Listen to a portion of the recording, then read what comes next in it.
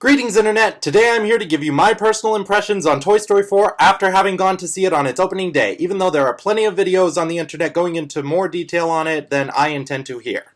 Please try to ignore the thumping coming from the fan above me.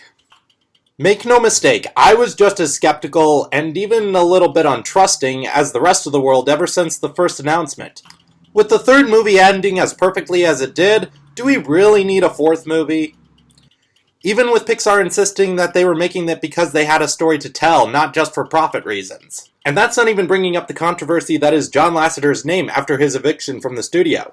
I admit that part of my skepticism at taking their word for it came, in no small part, from the fact that they also said that Olaf's Frozen Adventure belonged on the big screen in front of Coco to tie in with the themes of family and a holiday, and yeah, it was more likely out of a fear of Coco being a Thanksgiving flop like The Good Dinosaur was.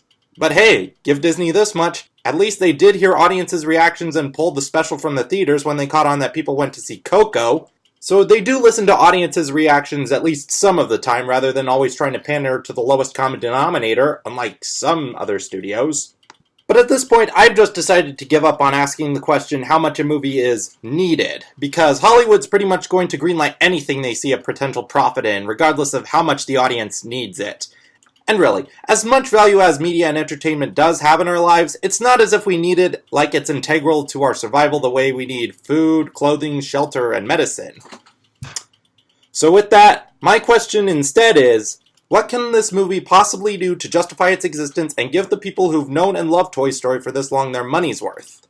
Pixar's lineup from this decade has already consisted primarily of sequels, prequels, and spin-offs, most of which fans were hardly begging for, apart from Incredibles 2. But even so, the general consensus for them was that, if not on par with the originals, they were still pretty faithful and still worthy entries in the Pixar canon. With the exception of Cars 2, of course.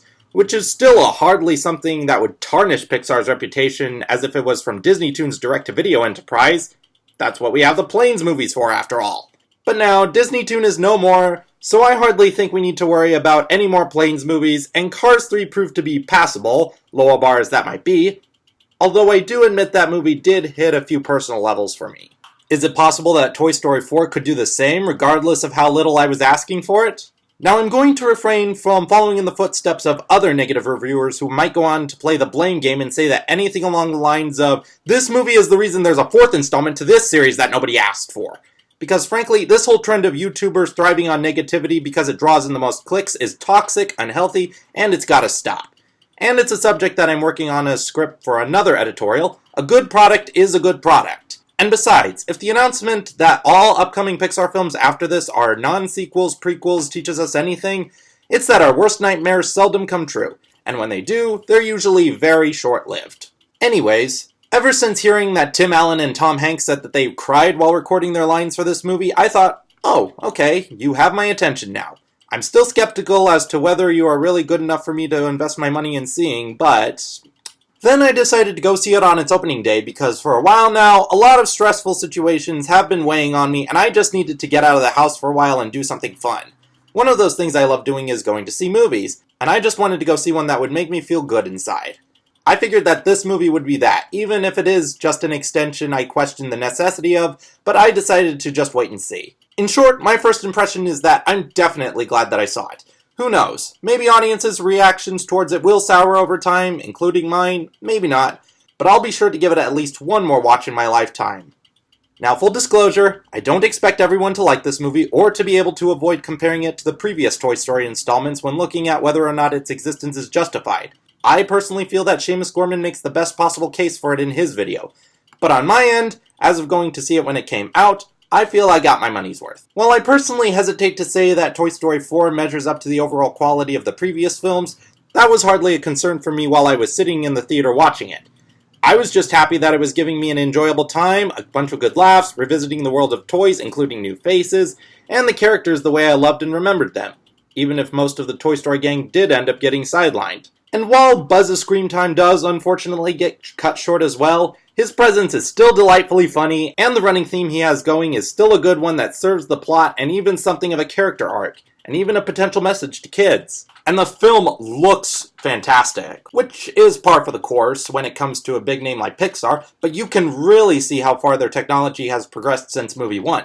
So many added details and textures that make the world look all the more immersive, all the character designs that look all the more refined, and their expressions filled with humanity right down to the tiniest detail so that you can share their emotions as strongly as ever. But yes, as you've probably heard if you've watched others review already, someone else's review already on the movie, Woody being the focus is definitely where this movie's heart lies. In the current situation I'm in, I found myself identifying with Woody a lot in this movie. I felt as neurotic as he did, just as longing for a purpose, a similar feeling of insecurity out of not being able to fulfill said purpose, but still a drive to try, and maybe even decide that one day it is probably best to accept that your purpose does not always lie where you think it should, but you can still really make something of it. One that Woody discovers through his reunion of Bo Peep at the end. Yeah, I don't think that's a spoiler. This subject matter even feels more like a midlife crisis material, certainly a theme that is more oriented towards older audiences.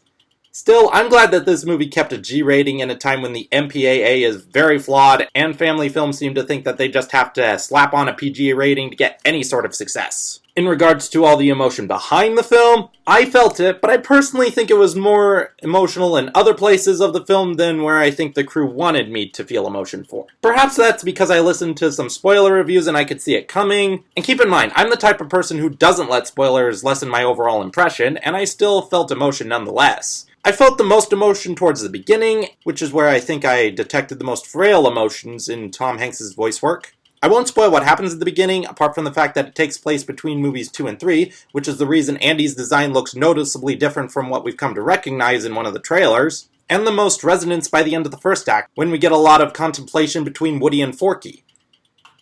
As for my recommendation, I say go right ahead and give it a watch. Even if you don't end up liking it, at worst, I predict it'll just be forgettable, and you will still have the previous films to go back to and treasure. But for my money, while it's debatable to decide whether or not it's a worthy successor after movie 3 wrapped up everything, the movie does do some things to justify its existence. For the time that I first saw this film, it did hit home for me regarding a lot of topics that I could relate to and have been circling around in my head as of late. If a franchise that has been a part of you as long as you can remember can come back and do that for you, more than you expect, that should probably be worth something at least. Farewell, and I will talk to everybody soon, and if you've already seen Toy Story 4, I look forward to hearing your thoughts.